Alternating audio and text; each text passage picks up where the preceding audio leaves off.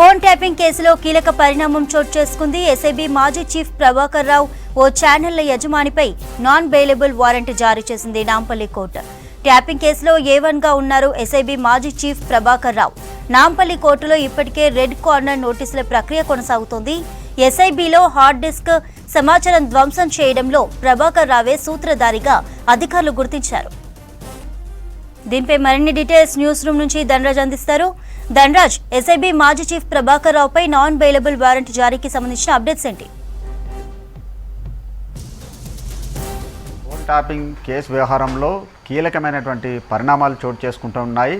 అయితే ఇప్పటికే ఈ కేసులో ఉన్నటువంటి ప్రభాకర్ రావు విదేశాలకు వెళ్ళిపోవడము, ఆ తర్వాత ఆయనను ఈ కేసుకు సంబంధించిన దర్యాప్తు వ్యవహారంలో 2 నెలలకు పైగా కూడా ఆయన దర్యాప్తుకు సహకరించలేదు. అంతేకాకుండా ఇప్పటికే ఎస్ఐబిలో ఉన్నటువంటి మొత్తం అధికార యంత్రాంగంలో ఉన్నటువంటి అప్పుడు పనిచేసినటువంటి అధికారులను అందరినీ కూడా ఇప్పటికే ప్రశ్నించారు. వారు ఇచ్చినటువంటి స్టేట్మెంట్ను కూడా రికార్డ్ చేయడం జరిగింది. ఇప్పటివరకు అరెస్ట్ అయినటువంటి మాజీకి సంబంధించిన డిఎస్పీలు కావచ్చు, ఎస్పీ అయినటువంటి వాళ్ళు పనిచేసినటువంటి ఫోన్ ట్యాపింగ్కి సంబంధించిన నిందితులంతా కూడా ప్రభాకర్ రావు ఆదేశాల మేరకే తాము ఈ ఫోన్ ట్యాపింగ్లకు పాల్పడ్డామంటూ కూడా వాళ్ళంతా కన్ఫెషన్ రిపోర్ట్లో ఒప్పుకోవడం జరిగింది. అంతేకాకుండా గత ప్రభుత్వ హయాంలో చూసినట్టయితే కూడా మొత్తం బీఆర్ఎస్ ప్రభుత్వంలో అప్పుడున్నటువంటి కేసీఆర్ ఆదేశాల మేరకు, అదేవిధంగా ప్రభాకర్ రావు అప్పుడు ఎస్ఐబి చీఫ్గా ఉన్నాడు కాబట్టి వాళ్ళు ఇచ్చినటువంటి ఆదేశాల మేరకు మాత్రం తాము పనిచేశామని ఇప్పటికే కన్ఫెషన్ రిపోర్ట్లో నిందితులంతా పేర్కోవడం, అదేవిధంగా మాజీ టాస్క్ ఫోర్స్ డీసీపీ అయినటువంటి రాధాకిషన్ రావు ఇచ్చినటువంటి రిపోర్ట్లో కీలకమైనటువంటి అంశాలు బయటకు వచ్చాయి. ఆ తర్వాత దర్యాప్తుకు సంబంధించినటువంటి అంశాలతో పాటుగాను ఈ దర్యాప్తు కీలక దశకు కూడా చేరుకుంటుందంటూ ఇప్పటికే పోలీస్ అధికారులు అయినటువంటి హైదరాబాద్ కమిషనరు కొత్తకోట శ్రీనివాసరెడ్డి కూడా చెప్పడం జరిగింది. అంతేకాకుండా ఇప్పటికే ఈ కేసులో అంటే హై ప్రొఫైల్ కలిగినటువంటి వ్యక్తులు ఉండడం, మొత్తం ఈ కేసు అంతా కూడా చాలా ప్రాపర్ వేలో కూడా కొనసాగుతుంది. అంతేకాకుండా ప్రభాకర్ రావును పట్టుకునే సంబంధించినటువంటి వ్యవహారంలో ఇప్పటికే లుకౌట్ నోటీసులు జారీ చేశాము. అంతేకాకుండా కోర్టుకు సంబంధించినటువంటి ప్రాసెస్ కొనసాగుతుంది. రెడ్ కార్నర్కి సంబంధించినటువంటి నోటీసులు ఇచ్చేందుకు గాను నాంపల్లి కోర్టులో ఇప్పటికే మెమోలు దాఖలు చేయడం జరిగింది. తదుపరికి సంబంధించినటువంటి రెడ్ కార్నర్కి సంబంధించినటువంటి ప్రాసెస్ ఉంటుంది అని కూడా ఇప్పటికే హైదరాబాద్ పోలీస్ కమిషనరు శ్రీనివాసరెడ్డి చెప్పడం జరిగింది. ఈ క్రమంలోనే మొత్తం మీద కోర్టులో నాంపల్లి కోర్టులో ఈ ప్రభాకర్ రావును ఇక్కడికి రప్పించేందుకు గాను మొత్తంకి ఈ రెడ్ కార్నర్లకు సంబంధించినటువంటి ప్రాసెస్ కొనసాగుతున్నటువంటి క్రమంలోనే నాంపల్లి కోర్టు ఇప్పటివరకు అంటే ఈ ప్రభాకర్ రావుతో పాటుగాను ఓ ఛానల్కి సంబంధించినటువంటి యజమాని కూడా ఇద్దరు కూడా విదేశాల్లోనే ఉండడం, ఈ కేసుకు సహకరించకపోవడంతో వారికి నాన్ బెయిలబుల్ అరెస్టు వారెంట్ జారీ చేయడం జరిగింది. ఇక మొత్తం మీద చూసినట్టయితే వాళ్ళను అంటే ఇప్పుడు ఈ రెడ్ కార్నర్ నోటీసులు ఇచ్చేటువంటి ప్రక్రియలో చూసినట్టయితే మొత్తం ఇక్కడ ఉన్నటువంటి పోలీస్ అధికారులు ఆ తర్వాత సిఐడికి లేఖ రాయడం, సిఐడి నుంచి సిబిఐకి, సిబిఐ నుంచి ఇంటర్పోల్కి సంబంధించినటువంటి ఈ ప్రాసెస్ అంతా కొనసాగుతుంది. వాళ్ళు ఇక్కడికి వచ్చే విధంగా కూడా మొత్తానికి విదేశాంగ సంబంధించినటువంటి శాఖతోటి కూడా సమన్వయం చేసుకుంటూ మొత్తానికి వాళ్ళను రప్పించేటువంటి ప్రక్రియ కొనసాగుతుంది.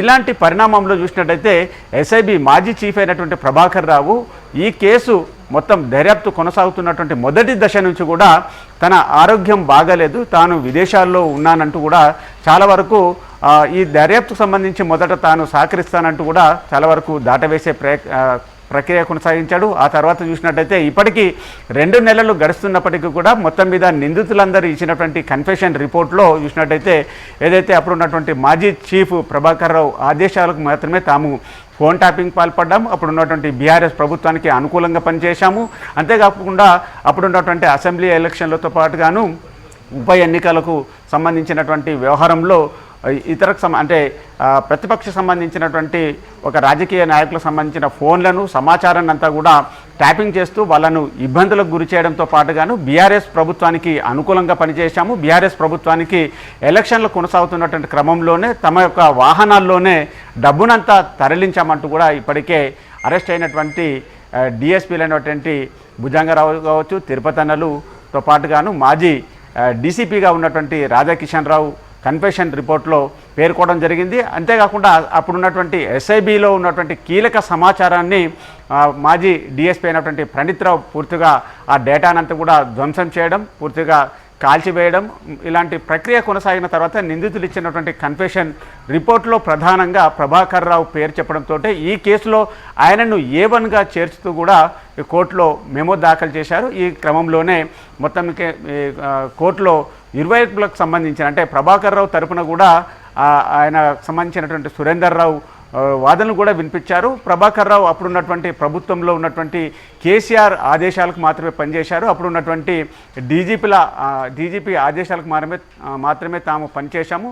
మొత్తానికి త్వరలోనే ఈ కేసుకు సంబంధించినటువంటి ప్రొసీడింగ్స్ను తాము ఫాలో అవుతాము అని కూడా ఆయన తరపు కౌంటర్ దాఖలు చేయడం కూడా జరిగింది.